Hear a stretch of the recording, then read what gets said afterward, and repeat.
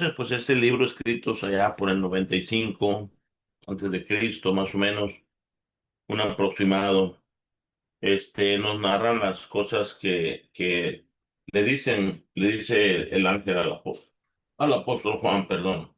Escribe las cosas que son, las que has visto, las que son y las que serán. Las que, de esta manera, son tres grandes fragmentos en las que se dividen, o tres divisiones en las que tiene el libro de Apocalipsis.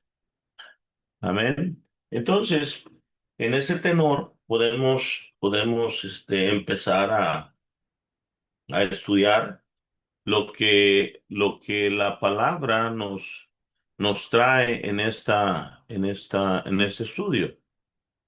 Permíteme aquí tantito, quiero completar este asunto. Permíteme un segundo.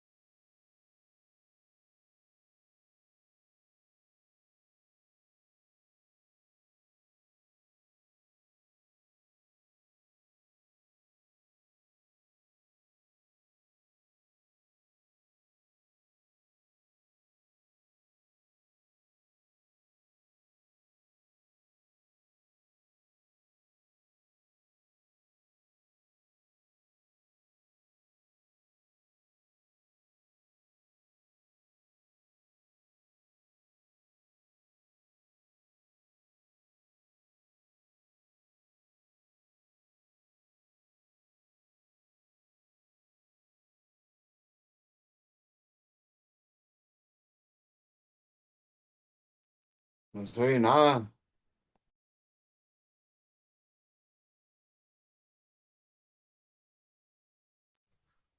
No se escucha.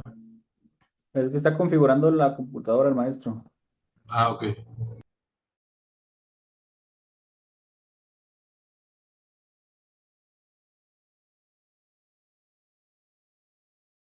Sí, permíteme un segundo, estoy configurando aquí este asunto.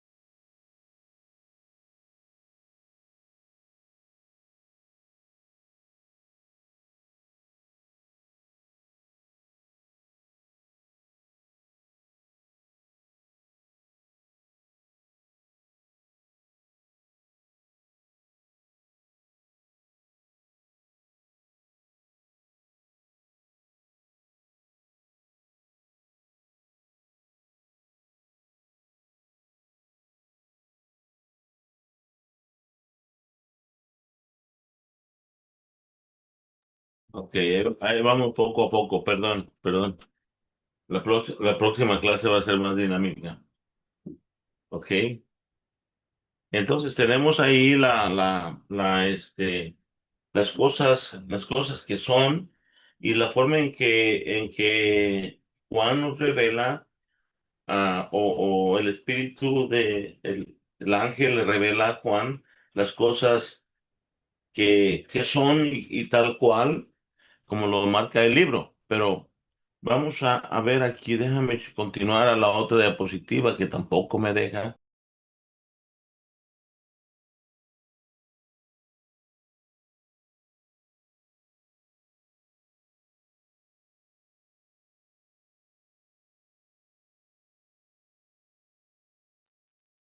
Gracias por su paciencia y por su espera.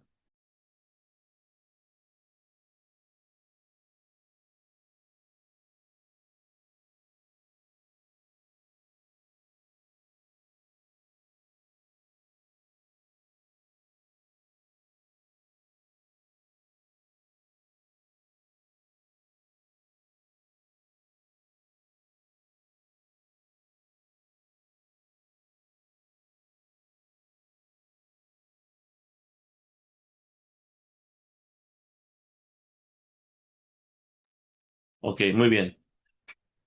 ¿Alguien me puede leer donde dice Éfeso y Esmirna? Éfeso y Esmirna. Éfeso representa una comunidad activa y doctrinalmente atenta, pero con una pérdida silenciosa de lo esencial, el amor primero que daba sentido a su servicio. Muy bien. ¿Continúa alguien con Pérgamo y Tiátira? Pérgamo y Tiátira. Pérgamo refleja el desafío de permanecer firme en un entorno cultural hostil, donde la presión por acomodarse es constante. Se reconoce su resistencia, pero también se confronta la tolerancia a enseñanzas que mezclan fe con prácticas que erosionan la lealtad a Cristo. Muy bien. Continuamos con Sardis y Filadelfia, por favor. Sardis es descrita como una iglesia con reputación de vida, pero con una realidad de fragilidad espiritual. El peligro aquí no es la persecución abierta, sino la inercia. Tener nombre, historia y apariencia, pero carecer de vigilancia, profundidad y arrepentimiento.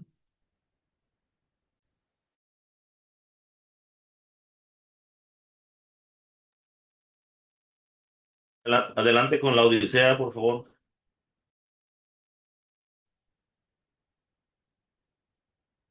La Odisea y la idea clave. La Odisea encarna el riesgo de la autosuficiencia. Se percibe rica y completa, pero es diagnosticada como necesitada, pobre y desnuda en lo espiritual. Su tibieza describe una fe acomodada, sin urgencia por Dios ni sensibilidad ante su voz. Muy bien, gracias. Gracias. Podemos ver las condiciones de las iglesias en, en aquellos tiempos y en este tiempo.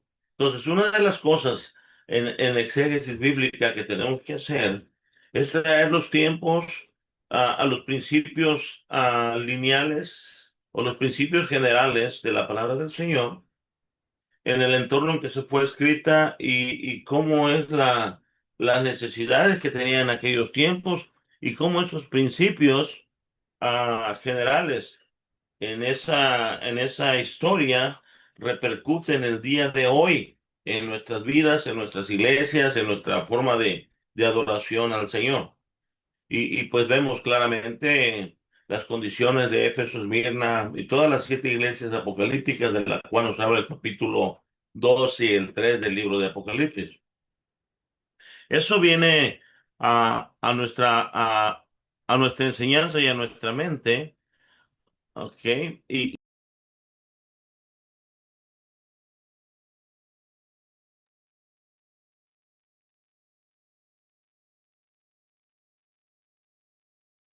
Apagó el micrófono, maestro.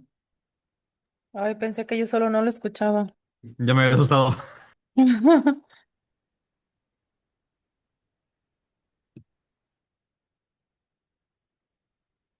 No se escucha, maestro.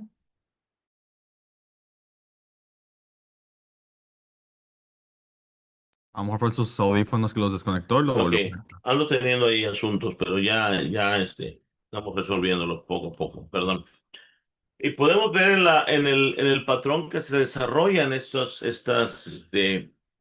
o podemos ver qué es lo que realmente nos está diciendo el apóstol Juan en esta visión que se le presenta. Entonces, hay un patrón que podemos identificar. Identificación de Cristo. Cada mensaje comienza presentando a Cristo con un rasgo tomado de la visión inicial. Ah, ah, Hemos leído Apocalipsis. Yo creo que cada uno de ustedes hemos estado en ese punto de leer o por alguna predicación, por alguna enseñanza y poder entender lo que, o querer entender lo que Apocalipsis nos quiere decir. Pero entonces, identificamos plenamente a Cristo en este mensaje.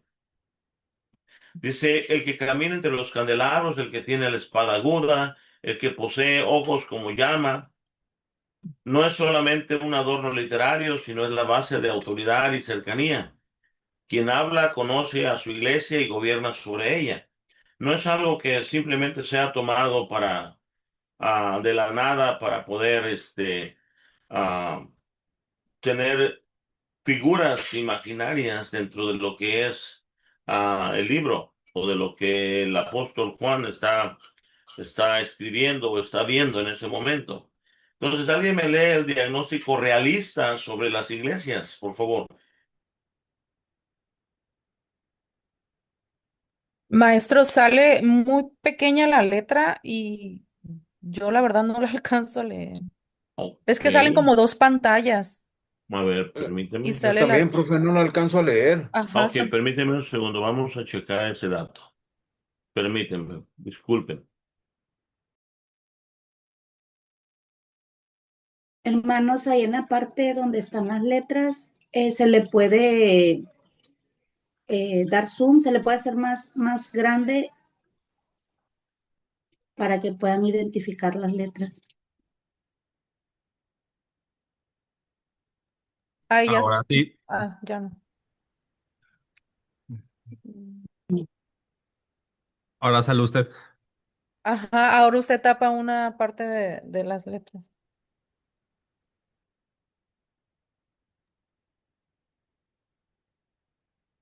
Están en una Mac.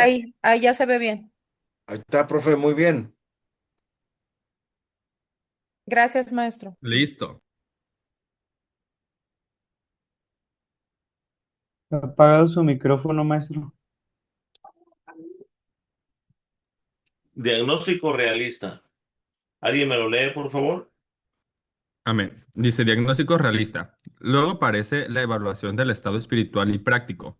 Conozco tus obras. El diagnóstico puede incluir reconocimiento de fidelidad bajo presión, pero también revela fallas específicas como pérdida del primer amor, tolerancia al error, tibieza o compromiso con la idolatría. Muy bien. Vamos el llamado y corrección, por A favor. partir del observado, Cristo dirige un llamado concreto, recordar, arrepentirse y volver a las primeras obras, o bien afirmar lo que permanece y resistir la presión cultural. La corrección no es genérica, suele incluir acciones prácticas, vigilancia y disciplina, junto con una advertencia sobre lo que ocurre si no hay respuesta. Muy bien. Ahora las hermosas promesas que el Señor nos tiene. Cada carta culmina con una promesa dirigida al que venciere, conectando la fidelidad presente con la esperanza mutua, futura, perdón. Las imágenes son ricas y motivadoras. Árbol de la vida, corona, nombre nuevo, autoridad compartida, vestiduras blancas, comunión renovada. Muy bien. Bueno, el patrón que se registra en las 7 iglesias apocalípticas no son la excepción de ninguna manera para la iglesia del día de hoy. Yo creo que podemos, sin lugar a dudas, reflejar la condición espiritual de la iglesia en estos tiempos, con la iglesia cuando habla el ángel y le muestra a Juan, al apóstol Juan, las condiciones espirituales de la iglesia, ¿verdad? Y hermoso esto porque, pues obviamente, el Señor nos dice qué es lo que padecemos, cuál es nuestra enfermedad. Nos extiende la receta, pero está en nosotros surtirla o no, para que esa enfermedad o ese mal se erradique. Porque cuántas veces a veces tenemos esto de que vamos al doctor o nos recetan algo o vamos al doctor simplemente y ya fuiste al doctor y ya vienes a tu casa y ya no sientes el dolor de cabeza, ya no tienes ese dolor punzante en una parte de tu cuerpo y ya no surtes la receta, ya no te tomas el remedio, la pastilla o lo que necesitas, asumiendo que ya te aliviaste y el mal vuelve y entonces quizá le echas la culpa al médico, le echas la culpa a la medicina que no te tomaste o a la prescripción que el médico te dio que no le hiciste caso. De esta manera, pues el Señor conoce nuestras enfermedades, conoce de lo que padecemos y también nos da la receta para poder salir de ella. De otra manera, pues padeceremos o simplemente, pues espiritualmente moriremos. Ah, ese es un patrón que se revela en el segundo capítulo de Apocalipsis y podemos darnos cuenta de que sin lugar a dudas calza perfectamente en la condición de la iglesia el día de hoy. Amén. Y en cada uno de nuestros corazones. Ahora, transformando esto con lo que en realidad somos, el templo de Cristo. ¿Qué corazón está como la iglesia de Sardis? ¿Qué corazón está como la iglesia de Pérgamo? ¿Qué corazón está como la iglesia de Filadelfia?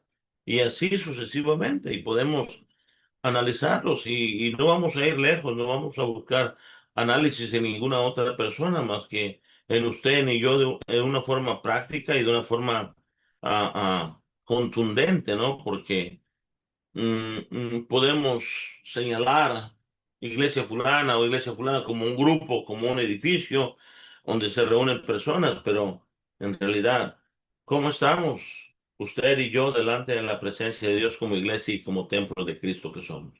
¿Verdad? No podemos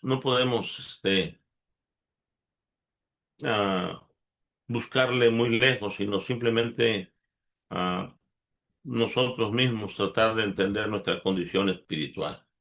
¿Qué tan cerca o qué tan lejos estamos de esa marca que el Señor tiene para sus iglesias? Y sobre todo, reconocer nuestra condición espiritual delante de la presencia de Dios, porque eso hace que el Señor tenga compasión y su gracia y su misericordia se dispense y nosotros podamos entender lo que Él quiere de nosotros. Amén.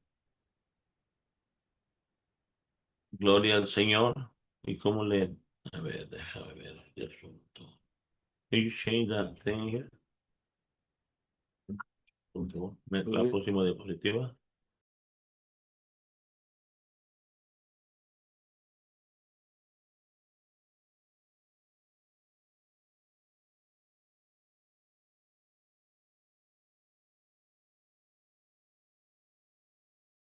Vamos al siguiente diapositiva.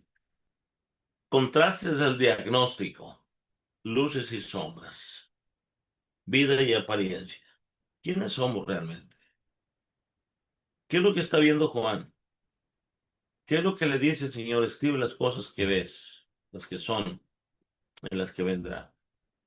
La vida espiritual no se mide por movimiento externo, sino por comunión real con el Señor y por obras nacidas del amor.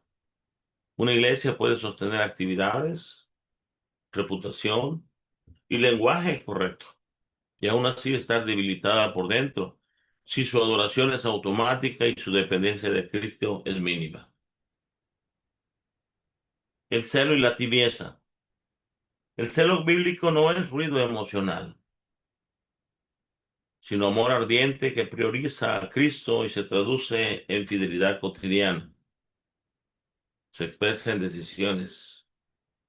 Servir sin buscar aplauso, resistir la comodidad y mantener una conciencia sensible a la voz del Espíritu Santo.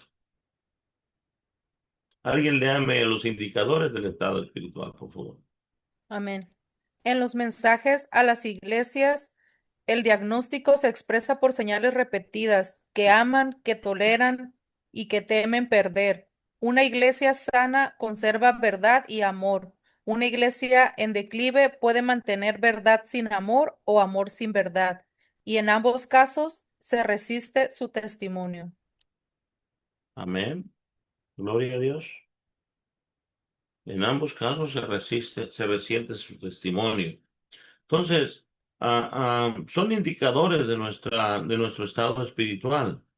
Y obviamente yo creo y pienso que cuando leemos Apocalipsis y este mensaje a las 7 iglesias, estamos realmente, ese escrito es tan fresco como en el día mismo que se escribió. Sigue estando tan latente, tan fresco como en ese mismo tiempo en el siglo primero. Ahora, ¿qué hacemos al respecto? Toda vez de que las cosas así están. Así son las cosas ahora también, no ha cambiado. En este periodo de gracia que tenemos, antes del gran día de Jacob, antes del gran día y terrible de Israel, porque también debemos saber, obviamente, que el libro de Apocalipsis o la gran tribulación de la que marca la semana 70 de Daniel, no se hizo para los gentiles. La Biblia desde el Antiguo Testamento nos marca que el día terrible de Jacob y la tribulación es para el pueblo de Israel, tal cual, ya que de pronto algunos gentiles tomen parte de ello, es por la propia necedad, porque ah, ah, no hemos llegado a aceptar a Cristo como nuestro Salvador o cosas de ese tipo que nos va a hacer que pasemos la tribulación. Pero en realidad es un trato de Dios con el pueblo de Israel. Y lo vamos a ver posteriormente y nos vamos a dar cuenta exactamente de cómo Dios trata con su pueblo. Ya escatológicamente la iglesia debería de estar en las bodas del Cordero. No debería estar pasando bajo ninguna circunstancia el, el, el, la gran tribulación, pero obviamente los indicadores eh, espirituales que marcan a la humanidad como tal, no nomás solo al pueblo de Israel, podemos darnos cuenta de que estamos lejos de lo que Dios nos dice. Pero en su misericordia y en su gracia, Él manifiesta su amor por nosotros y nos da a entender de que conozco tus obras, sé quién eres, caminas fuerte, hablas fuerte, andas de aquí para allá y andas haciendo apologética, a veces no de una forma muy mansa, pero defendiendo por el celo espiritual y el amor de Cristo. Y a veces terminamos como Pedro allí en el Monte de los Olivos, ¿no? Sacando espada, creyendo que defendiendo a Cristo, cuando en realidad, pues, en la gracia y la misericordia del Señor, Él nos ha dado no espadas que hieren, sino manos que sanan y nos pone ejemplo ahí con Pablo con respecto al centurión que le corta la oreja, ¿no? Y a veces a eso también le llamamos celo, pero en realidad a veces es una tibieza espiritual porque queremos sobresalir nosotros y no dejar que la gracia de Cristo se manifieste plenamente en la vida de aquellos que se quieren acercar al Señor. Gloria al Cristo. Aleluya. Me dicen cuando concluya la clase, porque luego me voy de paso, ¿eh? Y si me voy de paso va a ser culpa de ustedes, no mía. Faltan 20 minutos todavía. Gloria al Señor. Qué bueno. Muy bien. Entonces tenemos el celo, tibieza espiritual, vida y apariencia, celo y tibieza, y los indicadores de un estado de salud. Pero las señales claves de tengo contra ti algo. A ver, ¿quién podría estar exento de que Dios nos diga, tengo algo contra ti? Alguien me lo lee, por favor. En Apocalipsis 2:3, la fórmula tengo contra ti funciona como evidencia interna de que Cristo diagnostica problemas recurrentes en comunidades reales. Entre paréntesis, las cosas que son no teorías abstractas. Se repiten cuatro focos. Pérdida del primer amor, cuando la actividad sigue pero la devoción se enfría. Tolerancia doctrinal, cuando se admite enseñanza que diluye el evangelio y confunde la identidad. Concesiones morales, cuando la santidad se negocia por presión cultural o comodidad. Y falta de vigilancia, cuando la iglesia se acostumbra a lo normal y deja de discernir. El texto no señala fallas para humillar, sino para revelar donde el discipulado se vuelve rutina, mucho nombre y poca vida, mucho trabajo y poca fidelidad. Muy bien, gracias. Tengo algo contra ti. A veces, pues bien, mis amados, el mismo afán de dar clases como de recibir clases, por ejemplo, se convierten de pronto también en una rutina y nos olvidamos de que eso nos debería de acercar al Señor, que nuestro corazón, nuestra mente deberían estar pujantes, deberían de estar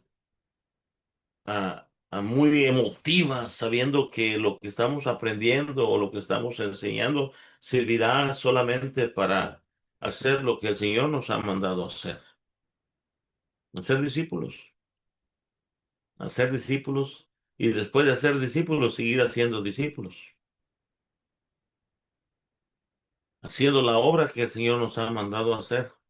Pero cuando desviamos esta intención para, para alimentar nuestro propio ego, nuestro propio carne, nuestros propios intereses, entonces, pues podemos oír claramente porque el espíritu que mora en nosotros nos va a redarguir. Dice, tengo algo contra ti, tengo algo en contra, conozco tus obras, sé quién eres, conozco tus pensamientos. ¿Y quién más? Nos dice por ahí el Salmo 139, ¿no? Dice, mis pensamientos no se son ajenos. He aquí los conoces todos y de lejos. ¿A dónde puedo huir de tu presencia, no? Y a veces en nuestras actitudes sí tratamos de huir de la presencia del Señor, pensando que nos acercamos más o pensando que podemos hacer que su amor crezca más por nosotros. Y no dejan de ser solamente esos pensamientos, porque el amor de Cristo por cada uno de ustedes no, y nosotros no cambia, no cambia en absoluto, sigue siendo el mismo, fuerte, grande, pero nuestro estado espiritual nos hace ver de pronto que como que el amor de Dios ha cambiado para con cada uno de nosotros de acuerdo a las circunstancias de que estemos pasando. Dice el texto, no, la parte final dice el texto no señala fallas para humillar. Esa es la bondad y el amor de Dios. Aunque de repente en nuestra mente y en nuestro corazón como que nos vemos expuestos. Pero no es para humillar, sino para revelar dónde el discipulado se vuelve rutina, mucho nombre y poca vida, mucho trabajo y poca fidelidad. Compaginar ambas cosas sería grandioso, pero tenemos la tendencia o hacemos una cosa o hacemos la otra. A veces no somos muy versátiles en eso y pues tendemos a fallarle al Señor. O como dicen, o decimos muchas veces, ¿no? O me pongo a orar o me pongo a ser discípulos. Pero ambas cosas se pueden compaginar perfectamente. Se necesita hacer la obra del Señor, se necesita tener una buena relación con Dios. Y eso es solamente orando y leyendo la palabra, como ustedes ya lo saben. Muy bien, continuamos. Cuando Cristo habla entre los candelabros, autoridad cercana, no es alguien retirado, no es alguien que está argumentando algo nada más porque le plació, porque ah, ah, no, está diciendo verdades porque conoce tu corazón, conoce mi corazón, conoce el corazón de su iglesia. Y usted es la iglesia de Cristo. La escena de Cristo caminando en medio de su iglesia comunica ante todo autoridad real. No observa desde lejos ni delega su evaluación, no, sino que se presenta como el Señor que tiene derecho a corregir, afirmar y orientar. Continúe leyendo a alguien, por favor. Esa cercanía no es meramente emocional, es pastoral y concreta, porque su presencia recorre la vida cotidiana de la comunidad, sus decisiones, su doctrina, su servicio y su manera de amar. Al mismo tiempo, su mirada revela conocimiento de las obras, ve lo que otros aplauden y también lo que nadie nota, como la fidelidad silenciosa, el cansancio acumulado o las concesiones pequeñas que abren la puerta a un enfriamiento mayor. Por eso su palabra no es genérica ni abstracta, sino específica y justa, capaz de reconocer lo bueno sin relativizar lo peligroso. La complicación para la iglesia es vivir con transparencia y coherencia. Entender que Cristo acompaña, sostiene y examina y que su diagnóstico busca restaurar la salud espiritual, fortaleciendo lo que edifica y confrontando lo que compromete el testimonio. Excelente. Gloria a Dios. Eso es lo que tiene nuestro Señor Jesús. No relativiza las cosas, o lo peligroso, o el pecado.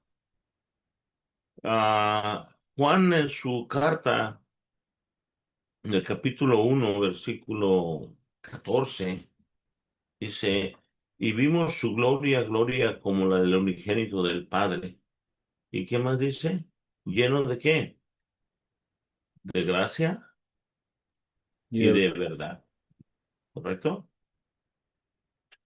Vimos su gloria como la del unigénito del Padre, lleno de gracia y de verdad. Y cuando nos dice que por su palabra no es genérica ni abstracta, sino específica y justa, capaz de reconocer lo bueno sin relativizar lo peligroso. O sea, es lleno de gracia. Nos acerca y conoce que en lo que estamos fallando, lo sabe, no nos condena, sino que su gracia nos arropa y su misma gracia nos dice que de lo que estamos padeciendo, pero también nos dice su verdad, porque también es lleno de verdad. Y esa verdad de pronto la sentimos muy pesada, esa verdad, como dije hace un momento, sentimos que nos expone, esa verdad sentimos que nos cala, pero ese es nuestro Señor Jesús, lleno de gracia y lleno de verdad. Y habla con la autoridad que tiene y que le es dada por el Padre. Obviamente revela, en este caso, la condición de la iglesia. Ahora podemos decir la iglesia en aquellos tiempos, pero sin lugar a dudas, pues también es la iglesia en este tiempo. Amén. Y ese es nuestro Señor Jesús que habla con esa autoridad. ¿Y qué nos enseña todo eso? ¿Qué nos enseña todo eso? La lectura de Apocalipsis, desde el 1 hasta el 3, obviamente. Adelante, por favor, alguien me lee. aplicación hoy. 1. La lectura de Apocalipsis 2 y 3 nos entrena a evaluar con honestidad las cosas que son en nuestra vida y comunidad. 2. Cristo conoce obras y motivaciones. Su diagnóstico es preciso y no admite autoengaños religiosos. 3. El camino de respuesta es claro. Arrepentimiento concreto, no solo emoción, con cambios visibles y sostenibles. 4. La fidelidad se prueba en lo cotidiano. Perseverar bajo presión, corregir desvíos y recuperar, el primer amor. 5. Escuchar al Espíritu implica obediencia activa, oír, discernir y actuar hoy, porque la urgencia es presente. Amén, gloria a Dios. Entonces, y vemos claramente, pues, en capítulos del 1 al 3, las cuestiones que nos llevan a ver la condición de la iglesia. Y algo curioso o algo bueno, y también nos marca el punto escatológico que conlleva Apocalipsis, porque del capítulo 1 al capítulo 3 habla directamente a quiénes, a la iglesia, En la iglesia. ¿correcto? Amén. Amén. Habla a la iglesia. Entonces, de ahí para adelante, en el capítulo 4 hacia adelante, no vuelve a hablar de la iglesia. Hasta el capítulo 19 vuelve a aparecer la iglesia.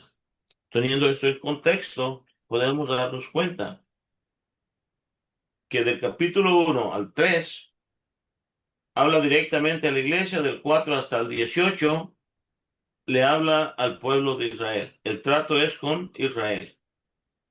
Del 18, del 19 en adelante, vuelve a entrar en escena la iglesia para que vayamos viendo claramente y definiendo las profecías por venir, lo que ha de suceder, lo que ha de pasar, en la cual, en la visión del apóstol Juan, ah, llevado por el ángel, cuando está en el espíritu a la iglesia, allá en Patmos, que está en exilio en Patmos, es llevado en la visión, y él narra lo que escribe, lo que ve, porque le fue dicho que escribiera, y también hay unas cosas que le dijo que no escribiera. Y también de eso vamos a ver, porque también argumentamos algunas veces y hacemos preguntas con respecto a lo que ni mismo Dios le reveló, no le fue revelado a Juan, pero a veces nosotros, nuestra curiosidad, queremos saber qué es lo que le dijo, ¿no? O por qué no lo escribió.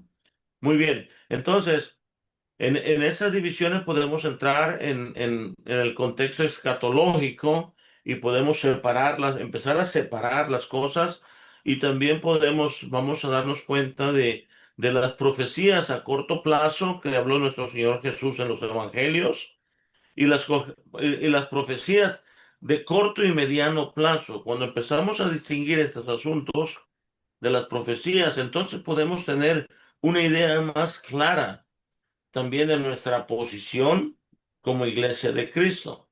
Si ven en sus generalidades, yo hablaba diciendo de nuestra posición como asambleas de Dios. No sé si todos sean asambleístas o no, pero, pero la posición que nos marca bíblicamente hablando en cuanto a quiénes somos y en lo que creemos, ¿correcto? Eso marca una gran diferencia en nuestra interpretación bíblica. No es que la interpretemos como queramos, sino que tiene sentido, o cobra completamente sentido en todo lo largo y ancho de la palabra del Señor, o en toda la palabra escrita, porque hay Biblia en la cual podemos sustentar la verdad o la convicción que nosotros tenemos.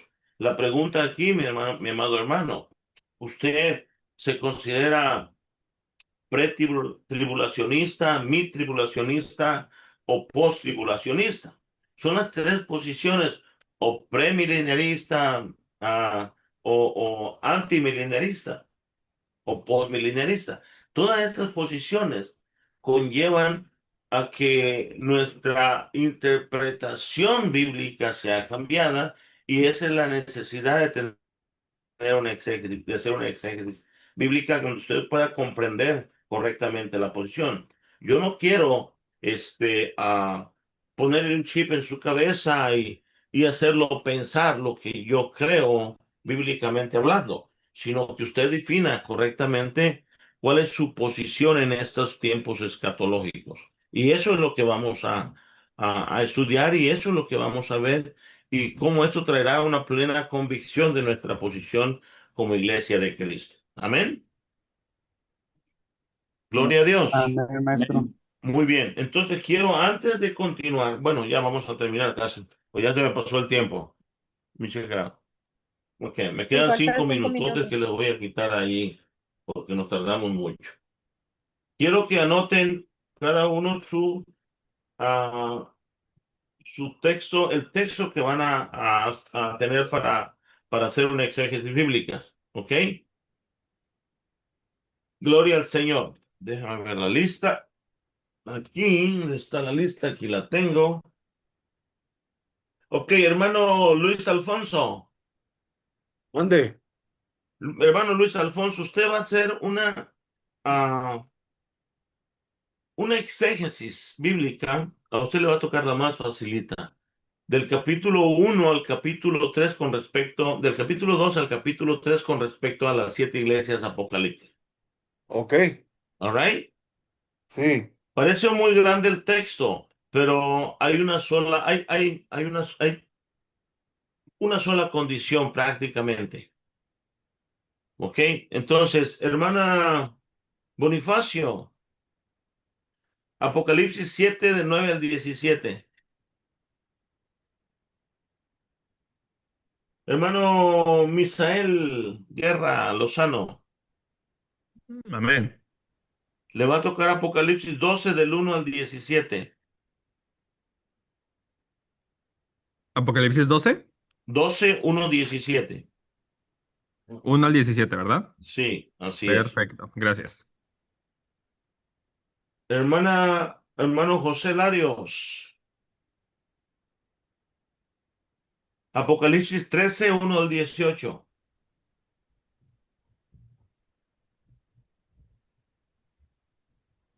Amén. Gracias. Ok, a la hermana Blanca le pasan la información, hermano Bonifacio, por favor. Sí, Le va a maestro. tocar Apocalipsis 11 del 1 al 13. Listo. Julio Roselín, mi amado hermano, para que te diviertas hermosamente. Bien, maestro. Apocalipsis 22 del 1 al 5. Amén. Gracias, maestro. Para que te goces allí con cielos nuevos y tierras nuevas. Aleluya. La hermana Salvadora, también para que le pase la información. Apocalipsis 5 del 1 al 4.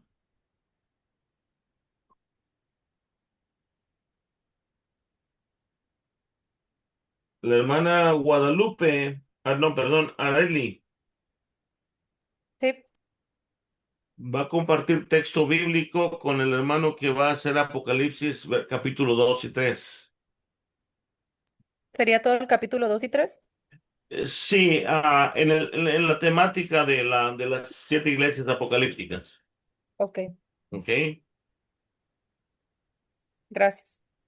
La hermana Joana Cecilia. Sí, maestro. Ok, Cecil o Cecilia. Cecil. Cecilia, ok, muy bien. Ok, hermosa, te va a tocar Apocalipsis 12 1 al 17 igual. Y el hermano Mario Ulises, Gracias, maestro. sí, el capítulo 21 del 1 al 8. Anótenlos bien. No se les olvide. No quiero que le estén preguntando al presidente cuál me tocó, que me pongan ahí. Pastor, se me olvidó cuál era mi número, mi cita bíblica. Por favor, no lo haga. No lo haga. Póngalo bien allí porque si lo pierde, para mí son señales de poco interés. Y ya a la última hora reprobé a un hermano que me pidió el día lunes en la mañana que si no tenía el texto bíblico que le había tocado de exégesis. No le respondí y obviamente no me preguntó y pues no me entregó su exégesis y adivinen qué pasó. Reprobado. Pues desafortunadamente, la cuestión es que aprendamos, ¿verdad? Y que nos apliquemos un poquito.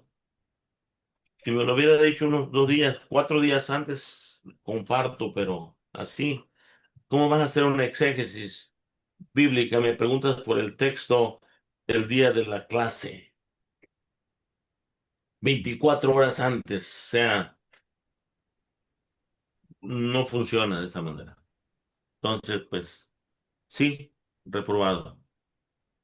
Perdón, No, profesor, nada más para confirmar, digo, aprovechando que estamos a tiempo. dígame. A mí me tocó, soy el último, Apocalipsis 21 del 1 al 8, ¿verdad? Sí, Ah, ok, gracias. 21 del 1 al 8. Maestro, Mira, en cuanto a ti, mi hermano, ¿cómo te llamas? Yo, Ulises Villa, Ulises Villa. En cuanto a ti, por ejemplo, en la temática, les voy a ayudar un poco si me dicen su texto bíblico. Te tocó la consumación y la nueva creación, ¿ok? sí, Para que tengas una idea. ¿Alguien ok. más? Apocalipsis 12 del 1 al 17. 12 del 1 al 17, conflicto cósmico y el mal. Apocalipsis 7, 9, 17, maestro. Gracias, maestro. La misión y fidelidad de la iglesia. Y Apocalipsis 2 y 3, profe. 2 y 3 de las 7 iglesias apocalípticas. Las condiciones, la condición. Apocalipsis 12 del 1 al 17. 12 del 1 al 17. También igual el conflicto cósmico. Obviamente son del 12 del 1 al 17 y del 13 del 1 al 18. Tenemos el mismo enlace. Tenemos prácticamente el mismo enlace y podemos fusionarlo sin ningún problema. De hecho, el que va a ser el 12 y el que va a ser el capítulo 13 tiene que fusionar porque empieza del 12, termina en el 13 y hasta parte del 14. Entonces, para que ustedes vean las preguntas que vienen en su guía para el exégesis, marca el inicio, dónde empieza eso y dónde termina. Y también hay una pregunta muy, muy buena que dice, ¿por qué está allí y no pudo estar antes o después? ¿Por qué está precisamente allí esa parte bíblica? ¿Por qué no fue antes? ¿Por qué no fue Una, antes de hablar de las iglesias? ¿Por qué no fue después o algo así? Entonces, oiga, maestro, dígame. ¿lo vamos a hacer en el cuaderno o va usted a abrir un classroom o algo así? Mira, la vez pasada que abrí un classroom, tenía asuntos allí, pero si gustan, podemos abrir un classroom para que me lo envíe. ¿Ok? Gracias por preguntar. Sí. Gracias. Hablo a un classroom y, Mm, y, este, y les envío la información, ¿correcto? muy bien, sí, gracias. Ok. Sí, maestro, gracias. Maestro, faltaría la cita de la hermana Silvia. Tu hermana Silvia. A ver, no se las di. Ulises, Bonifacio, Alfonso. ¿Quién es Silvia? Aquí no tengo Silvia. Blanca Fregoso, Juana Salvadora, Denise Areli, Silvia Guadalupe. Ok, no te la di a Silvia Guadalupe. Ok, muy bien. Sí, es que no le había puesto. Ok, muy bien. Silvia Guadalupe. Apocalipsis 11 del 1 al 13. 11, 1 al 13, ¿verdad? Sí, por favor. 11 del 1 al 13. Entonces, ¿estamos ahí completos con las tareas? Sí. Muy bien, muy bien. Entonces, vamos a concluir el Maestro, día de antes de hoy. concluir, Ok. capítulo 22 del 1 al 5 más o menos para que me ayude. A ver, dime. De, Del, ¿cómo ¿Cuál es, perdón? La Cinco, temática. la temática? Apocalipsis 22 del 1 al 5. 22 del 1 al 5, igual a consumación y creación y la nueva creación. Maestro, ¿les puedo preguntar por los que no vinieron? Sí, claro. Apocalipsis 11 del 1 al 13. 11 del 1 al 13 estamos hablando de la fidelidad de Dios y la misión y la fidelidad de la iglesia.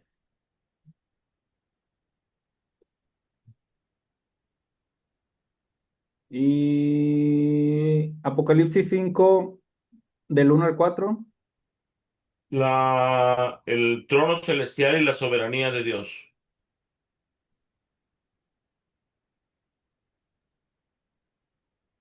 Mm, y ya. ¿Ok?